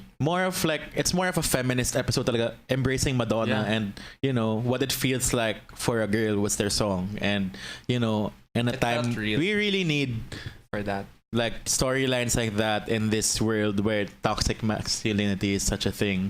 Because in the beginning they were like, why are we doing Madonna? Why not Panthera? Who's Panthera even? So yun. Aside from that, Madonna, there's also Britney, Lady Gaga, Katy Perry, the Bee Gees, Whitney Houston, Michael Jackson, Billy Joel, Carl King, and Alanis Morissette. The Beatles. That's so much to unpack here. I honestly also love the Whitney tribute, and that came after Whitney's death. How will I know? They're covered. Did they know? Did they know she was? I mean, was the production of this episode Conspiracy based on that killed Whitney? to get a tribute episode? Because before Whitney died, they aired the episode where Mercedes sang "I Will Always Love You." Yeah. And the end card of that episode had R.I.P. na. So I don't know how the production went, but that Whitney tribute was amazing. How will I know? The Glee version was amazing. You guys should listen to it. It's on screen right now for those tuning in. Also, I guess it's underrated, but "My Love Is Your Love." It's their ending song with just Mercedes and RT singing. Yeah. That's nice. That was a nice chill out song. That was so nice. But yeah, did you guys like the Michael Jackson episode? Was that Control and ABC? No, that was sectionals Sectionals or before. regionals. Yeah. That was the sectionals where they didn't have Rachel Berry, so they were all like, "Yay, we can sing now!" Actually good then. Yeah. It sounded super good. Yeah. I liked Quinn in Control. Yeah. I'm just Quinn stan. I know. Pero sa Michael Jackson With the episode, Michael Jackson episode, I love that's the Never Can Say Goodbye. By oh my Queen. God, Never Can Say Goodbye. Yeah. Oh, that was And so that good. was where what's that song? Yung Santana versus Smooth Criminal. Smooth Criminal with Santana and With the two famous cellists. What's his name? Is it Grant Gustin, Yeah. Sebastian, playing Sebastian and Santana. Yeah. And that was like amazing. Another amazing cover. It was so good, but it felt a little absurd. Like I was like, okay, I it's really good music, but why do they both have top flowers hats? on? You know, Because Michael Jackson. Yeah. That's it. That's was the T. really fun. That's Glee. That's a tweet. Like That's Glee. That's it. That's Like, Glee For me, you. the Michael Jackson episode, I think it was Variety who wrote a critique about it where they tried to out Michael Jackson, and you can't really out Michael Jackson. Yeah. So ultimately, for whoever was critiquing it then, the episode sort of failed in that aspect. Yeah. Which, again, as a Quinn stan, I read about it because, like, the only positive rating song he gave was Quinn's Never Can Say Goodbye, because she was the only one who didn't try to out Michael Jackson. She was just being Quinn, and it was fantastic. That was so good. Given her limitations as a singer as well, she really can't. perfect song for her. Yeah. That was such a good number, like where all her boyfriends come out and everything. But it's about her. Like it's about her past, about how she changed. And then at the end of it, she announces she's going to Yale. Yeah. Like, it's such a perfect for her. Moment. Yeah, it's such a moment. Like that's one of the standout moments for me. But Never Can Say Goodbye is like one of the most perfect examples of Glee songs outliving their stay on the show. Because you can hate the show, but on a listening experience, Yeah. They just had really good Yeah. music. Yeah. I mean, a lot of karaoke covers for sure, but they had a lot of good takes on. Yeah, from Michael Yeah. Jackson episodes, Smooth Criminal, Never Can Say Goodbye. Those were all relatively good ones. Yeah. Yeah. And yun nga, we were talking about the Carol King and Alanis mashup episode. Yeah, Jagged Little So good. Favorite ko yung Will You Still Love Me Tomorrow and what's that other song? It's here on my list. Head over, ay hindi pala Head Over. Will You Love Me Tomorrow and Head Over Feet. yes. That was just an amazing Their duet. ending I song's wish really good. I'm Yeah, not sure of that the one. name. the You've Got a Friend, slash You Learn? You Learn, You Live, You Learn. Actually, the whole EP. So, for anyone who can answer our or my question, what happened to Glee season 6 songs? Why aren't they online? Where are they? Yeah, where They're are on they? my iTunes. I mean, iTunes is dead na pala. Sorry. So, more on the tributes. Aside from pop star tributes, they also had a lot of musical slash Broadway tributes. Yeah. I mean, Wicked was a big thing for Rachel and Yeah. Kurt. That was an overarching thing. I New think. York, especially. And they had a lot of songs from Defying Gravity was an iconic Glee moment for That was sure. beautiful. The diva off between Kurt and Rachel. Why was Mercedes in the last one? No, it's an honest question. Why was she there? I don't know. That's the Surprise. 100th episode, but you know, parang seeing Kurt and Rachel aspire to be. They were rivals at first, and Yeah. with Defying Gravity, but eventually, as the show progressed, they were best friends. They were in New York together, and again, Enrico and I, the first time we travel. We're not best friends. Don't be a hater, but like We're good friends. we really loved Glee and Kurt and Rachel, and there was a time na nagkasabay yung travel namin sa New York, and I was like, we were like, oh, we're just watching Kurt and Rachel be on Glee, and now we're here. Parang ganun. That was super nice. That's so cute. If you can bring out the photo and look at my eyes, Matt's actually dead inside. So yeah, speaking of musicals, we also had a musical per season. It started with Rocky Horror Glee Yeah. Show, but that was the Rocky Horror Picture Show, and they also had West Side Story, and they also had Glees, which was Grease and Glee. Please. I mean, yeah, those were kind of weird episodes. Yeah, I To agree. be honest, but the one thing I really love about Glee kasi is that it really introduces you to things that you don't really know. As a kid who, parang alam ko lang High School Musical, Hannah Montana, Miley Cyrus. Parang getting to know all the classics that Glee introduced and all the obscure musicals, all the weird pop culture things. That was just amazing. I think for me, discovering Katy Lang's Constant Craving, which was covered by Kurt, Santana, and Rachel's mom. I forgot her name. Idina Menzel. Idina Menzel. Adele Dazeem. That one, like, I Shelby didn't know Corcoran. who Katy Lang is. And to have that introduction, that's really nice because Glee does that. It Yeah, I also like introduces you to I Follow Rivers by Lucky Lee Yes. by Tina Yeah. in That was A Night of Regret season 2 critically episode 16. panned episode. yeah. So yeah, I mean that was really good. Yeah. What else can we talk about? We had the 100th episode of Glee by season 5. They sang "Don't Stop Believing" for the Again. nth time. That was probably the 5th time. Which was at that point, just like too much. You overmilked the song. It's like But figure out that things. episode kasi that episode really like just brought back all the memories again. I mean, they had a fan voting like, what songs from our last 100 episodes would you like to see reimagined? And of course, "Don't Stop Believing" was one of Yeah. them. We also had Toxic. Toxic by the Unholy Trinity, That was so good. iconic. And we had Forget You, was that? And then Raise Your Glass. That was so Oh, weird yeah, that they fans redid that. voted for that. That was weird. Yeah, I agree. But that was nice also. Well, it's 100th episode. It's basically one big fan service. Yeah. So It's like Endgame. I think Yeah. a lot of I mean, these Endgame's great. bigger episodes sort of highlighted how kind of creepy Mr. Shu was. Like I'm just hot take, yeah. but like I especially remember watching the Rocky Horror episode, and thinking, this guy's so creepy. Yeah. Like, he wants to be part of the musical, where part of it is he has to seduce a character who's played by his student, and it's just really like, oh wow. So it took you Rocky Horror Picture Show to realize he was weird, not the stalking Finn in the bathroom moment. I mean, like, ever since I was really like, there's something weird about this guy. But I think it's also, I mean, just to argue a bit, I guess it's just he was also someone who was aspiring to be something in the beginning, and I guess the Glee Club brought him back to his youth.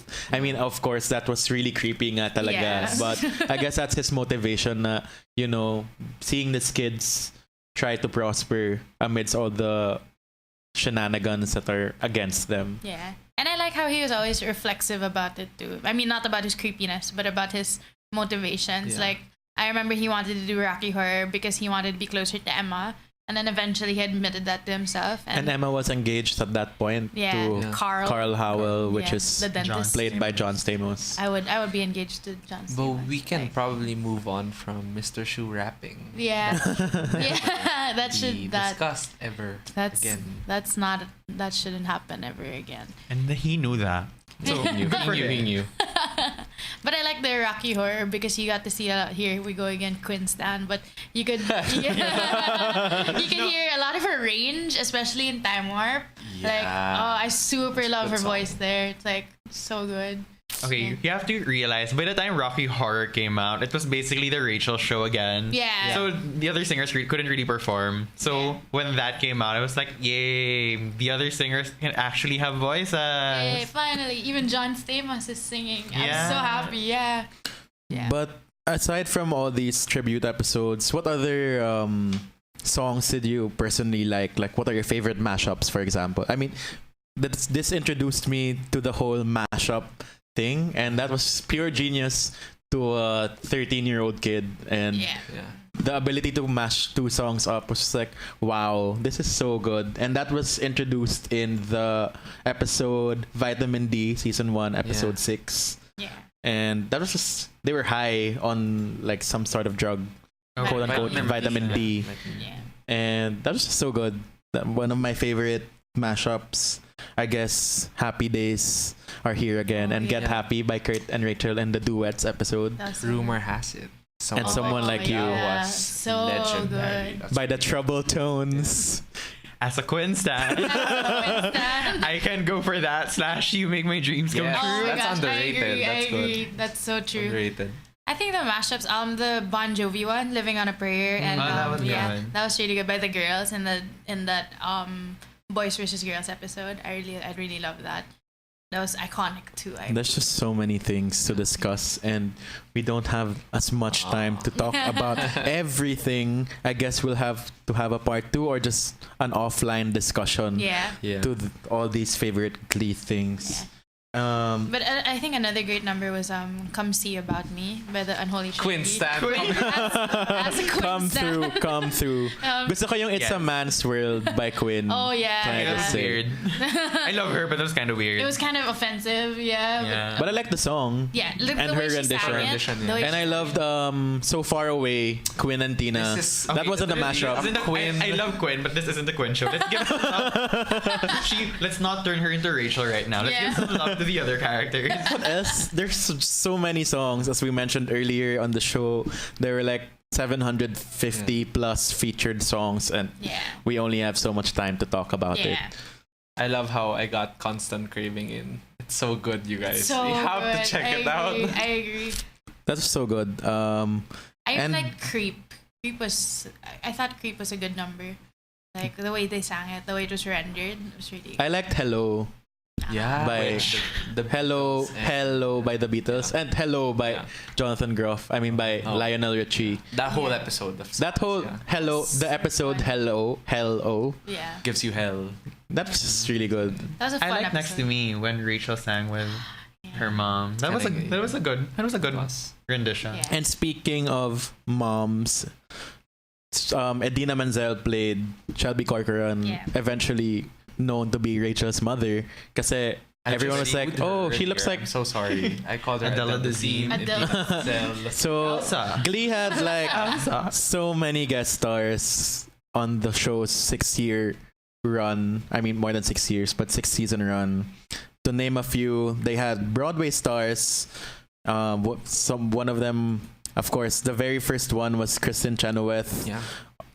an icon and on her own, and she appeared several times throughout all seasons. Yeah. Of course, there was Idina Menzel, Jay Groff, Patti LuPone appeared also, Gwyneth Carol Paltrow. Burnett, Cheyenne Jackson, and yun nga, starting off all the Hollywood stars that appeared on Glee. There was, of course, Gwyneth Paltrow, who played Holly Holiday.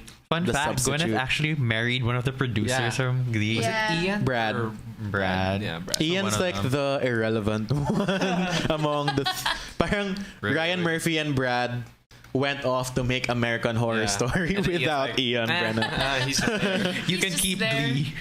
But yeah, Gwyneth Paltrow was a thing.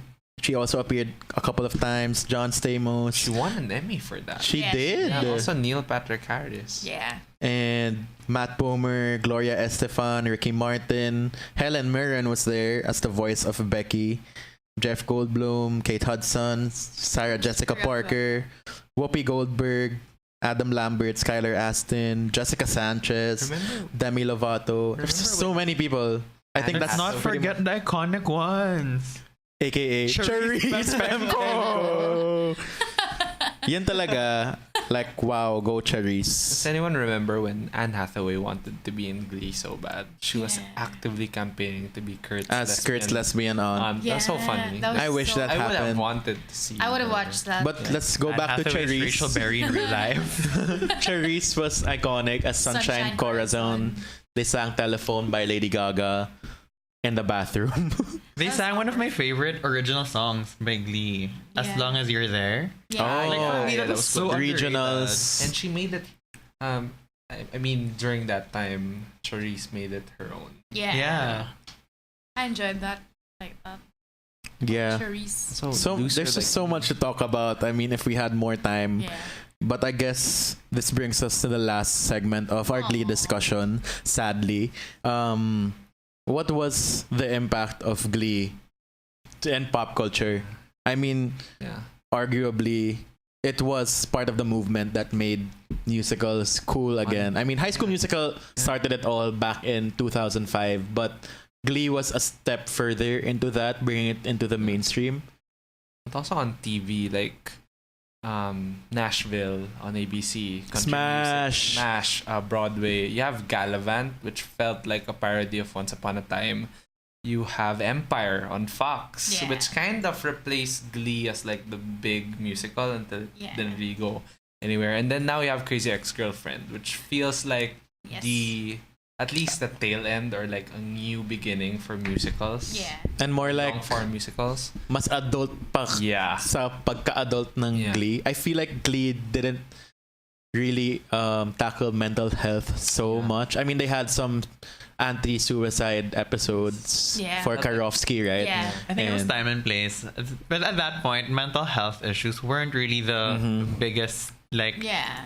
thing we were worried about. Yeah. Their society was worried Yeah. about then. So And now we have bigger Yeah. fish to fry. They started the conversation, but they can't go forward. yeah. But yeah, I feel like Which Glee. Glee a lot. Yeah. Which one? We stop. Starting conversations they can never really finish. That's true. Feel stuck. But I feel like it was really good for inclusivity on TV, given that they had so much representation, like for everything. They had African Americans, Asians, Yeah. gays, lesbians. They had some biphobia for Britney, for me. Like Oh, they didn't really know where to put Britney. Was she lesbian just because she's with Santana, or yeah, parang what is she? They didn't really like. a bit. Yeah, and Yeah. they had transgenders, they had Coach Beast. transvestites, they had all these weird kind of people na parang, okay, we're just bringing this to TV. Yeah. And at that time, TV didn't have that. Yeah. They're mashing it in, but they can't fully. Embrace it. Yeah, at Embrace that or point, the digest. inclusivity thing, I think that's part of the reason that's one of the reasons what ruined the shows. Yeah. The fans just wanted oh, I'm this. Why am I not represented in Glee? Yeah. It's a show, kid. Come on. Also, I think the fans got too Yeah. invested. They got too invested. I'm just like, it's a show. I think that's where that whole idea that no one hates Glee more than Glee fans. Yeah. I mean, I feel like that's a lot of for a lot of shows. Or Like a lot Game of of Thrones, we were maybe. talking about Yeah. that. Like a lot of people hated that finale, but I think it ended on a pretty good note. I mean, of course, it's not really like parang hindi siya pinaka reality talaga na mangyayari na, oh, McKinley High became a performing arts high school with multiple Glee clubs, with a auditorium that was named after Finn, R.I.P. Cory Monteith. Yes.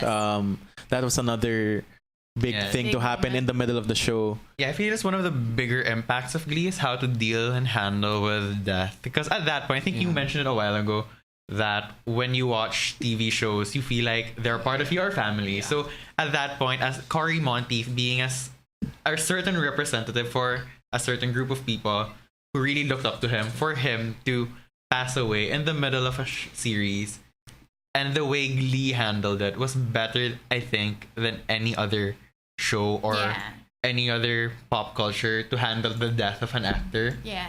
And they really did it with respect to both Finn as a character, Cory Monteith as an actor, and how the cast felt about him. Except for Quinn. She wasn't invited, apparently. Yeah, that was Maybe she just Justice. wasn't like available at that time. Maybe. But I agree. I mean, at that point in Finn's storyline din kasi I wasn't really liking where they were headed, and I was like, Finn is such like, I just don't want him on the show anymore. But when that death happened, at first I thought people were just Different. they were just Yeah. like joking around na one of the stars of my favorite show at the time was dead, and I was like, how are they gonna deal with this? And they dealt with it pretty good, in a pretty good fashion. That's how you do a good fan service. I think Quarterback was such a well shot, well edited, well written episode. I know that checking the ratings, because they were already on a decline by then, but then a lot of people tuned in again for Quarterback for the tribute episode.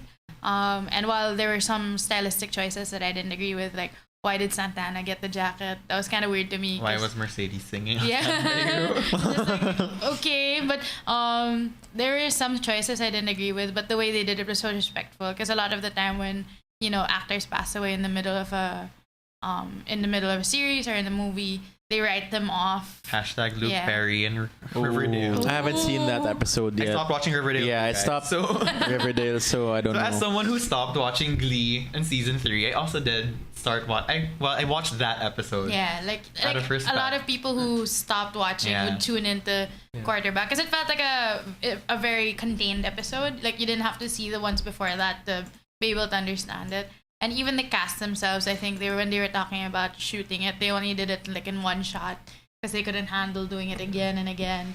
So I thought it was a very respectful way to say goodbye to him, where they don't even talk about what happened to Finn. Like they don't have to specify. Say it. They were just like, he's gone, and they were very respectful. And I Yeah, liked it. actually, there was a point in that episode when Mercedes broke down. Yeah. And it felt like they broke the fourth wall. They broke the fourth wall and it became real. And I get that the Mercedes Finn dynamic doesn't It's really weird. Yeah. Maybe it was for Quinn talaga, and Makes she wasn't sense, there. I but- don't know. Yeah. It's nice because before they've had interactions and I actually wanted that, but can't have everything. Yeah. And yeah, Leah Michelle's "Make You Feel My Love" was just heartbreaking to hear. That hurt. Parang you can really feel na it's not Rachel singing anymore, because at the time they were engaged, right? Yeah. And Cory Monteith just passed, and that was just a really good episode. And yeah. You see that in her Instagram post where, like, at the end of Glee, she says, "Oh, just one more thing," and then she's holding the jersey and she's bringing it home. Now she's like, "Oh my gosh, I cried for like 20 minutes." That hurt. But looping it back to the end of the show, yun nga, Rachel became a Tony Award-winning Broadway star, married to Jonathan Groff's Jesse St. James, and Kurt and Blaine had her as a surrogate mother, which is like the weirdest thing ever. I mean, they said it was full circle because she was from a surrogate mother as well, and Blaine is her one of her closest friends. So I guess that was just a weird. I mean, they had a finale number, "I Lived" by One Republic, and everyone was there except Melissa Benoist, who was Melissa Benoist, who was shooting Supergirl for the first time. And you know, Glee just really brought a lot of people, launching them into big TV stars such as Darren Criss, Melissa Benoist as Supergirl, Grant Gustin as The Flash, even Alex Newell, who played Unique, became a Broadway star. He starred in Once on This Island revival with Lea Salonga, and you know, the impact talaga of their time on the show, I guess, really brought about those people as well. And siguro last bit about Glee. What if Glee were still a thing? This is a fun short segment that we have. For me, I think they'd have a Hamilton episode for sure, and even try to get Lin-Manuel Miranda to appear, and probably like some sort of RuPaul appearance, because RuPaul is such a thing. I think one thing they'd probably do, and it will enrage me, is Lemonade was such a big thing in 2016 that if they did that, just so they'd set up a breakup or they'd set up an argument in just the beginning, and to have that, and then they'd have All Night, and then probably Formation somewhere in the middle. That would be so enraging. So like, I'm glad they're not. So how did you feel about the Unbreakable Kimmy Schmidt Lemonade sequence? It's fitting for Titus because I feel like he is a fan of Beyonce, and that's true. Yeah, I mean, Mercedes could have done that. She already had that one. I bust the window. Yeah. That was such a good number too. So memorable. Like, it was ridiculous, for but Mercedes. I loved it. Yeah. Mercedes. For sure, they'd have some Dear Evan Hansen in there too. Oh, wow. Yeah, I mean, bagay na bagay yung theme. Be more chill. Yeah. Angela was saying something. I think there's this really funny Twitter account. I forgot what it's called, but it's like Modern Glee, where it just represents modern situations and what they would do about it. So like, there was this one tweet that I really can never forget. It was so funny. That they were gonna do a rap number, and Britney comes in blackface, and Mercedes has to explain to her why that's not they right. They would do that. Absolutely, yeah, right, do that. exactly. Yeah. And then so it just has all of these modern situations of what they do, like the boys do something to hurt the girls again, and so the girls sing about respecting women, something like that. So if you have the time, you can follow it. I'll look for it again. I think I followed that account. Yeah, it's so it's just funny. It's very me to follow that Glee account. It's so funny. It's just modern Glee moments or what they do. Like, I can't imagine them still being in high school 10 years later, but I mean, that's what it would be like. So I feel like they would have done some Taylor versus Katy Bad Blood episodes Old as well. Town Road. Absolutely do that. Dalagang Pilipina joke. Bodak Yellow. oh my gosh, they would. Sobrang For dami. me, I think Glee did its run and it ended the right time. I don't think there would be a Glee at this moment. Yeah. Like, it won't survive. It wouldn't survive. There's so much inclusivity now on TV that they started for sure. Nuance. Inclusivity. You're right. Yeah. Glee started a lot of inclusivity, but they also weren't the most sensitive to a lot of people. So the moment you put Glee in this situation right now where they're promoting inclusivity, it's either you promote everyone, which you will not have the budget which for. they tried to do. Which they tried to do, and you will they're the living proof. You can't represent everyone. And right now, with the climate of how TV shows are going, it's always like, where am I? I'm too woke. The show's not woke enough. And I'm just like, ugh. Or just like them imagining like a Trump Clinton episode. Oh my god. Oh god. Like a politics episode. Too much. Too I much. get To Too take much. in. They wouldn't. They can't See, you can't put Glee here. It's never gonna survive. Why Heathers didn't work out, like the TV show. Yeah. And I mean, they even had parang a Filipino version of Glee at some point with Sarah Geronimo called Idol. That tried to be Glee. I thought you were talking about the kitchen show, the one with the kitchen musical. with Kirill and Oh, yeah. Who was that? And Christian. Christian. Christian was there. Yeah. Hey Christian, if you're listening to this. So, I mean, Kitchen Musical was before Glee pa actually, but Idol just tried to be a Philippine version of Glee. Careel's version of Unwell was good. That's it. Like, that's my that's the whole thing. That's my contribution. Okay, so that brings us to at the end of our Glee discussion. Yeah. That was a super fun discussion as well. So thank you to the creators of Glee for giving us our Yes, Rip. high school life and post high school life for some of us. It was a good run. It had some bad moments and crazy absurd moments, but at the end of the day, I still enjoy listening to the Glee covers, watching it from time to time on Netflix and all that. Their nationals is classic. Like Yeah. their nationals performance. Yung Paradise by the Dashboard The Light. whole thing, Oh my like gosh. from start to finish. Oh, so good. And Cory Monteith's vocals there, so Yeah. on point. Best. Yeah. Oh, Probably his best. so good. And they're parang winning. Yeah. Yeah. Oh, good. Okay, so we're gonna go on our last break. We have a song from Julian San Jose called Regrets.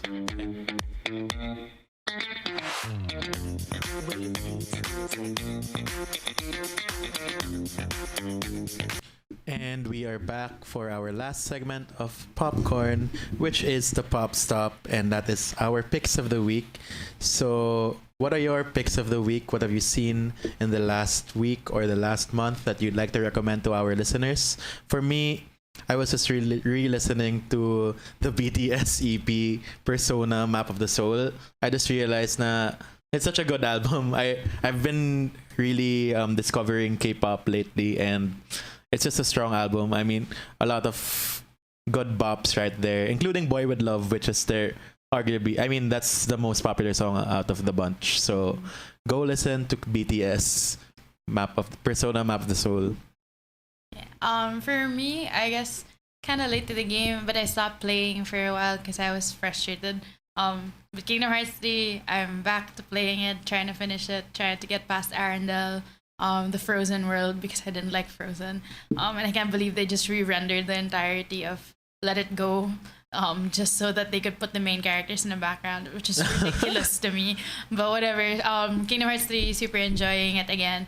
And nothing new for me except for The Last Kingdom on Netflix, which felt very Game of Thrones, but more, I guess, historical drama, which I really enjoy.